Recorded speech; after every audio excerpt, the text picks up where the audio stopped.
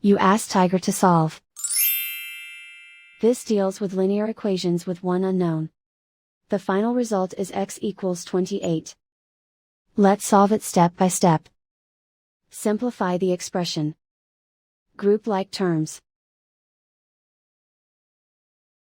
Simplify the arithmetic. Group all x terms on the left side of the equation. Subtract 5x from both sides. Group like terms. Simplify the arithmetic. Group like terms. Simplify the arithmetic. Group all constants on the right side of the equation.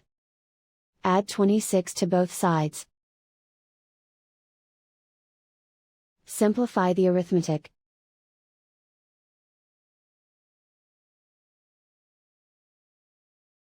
And so the final result is x equals 28.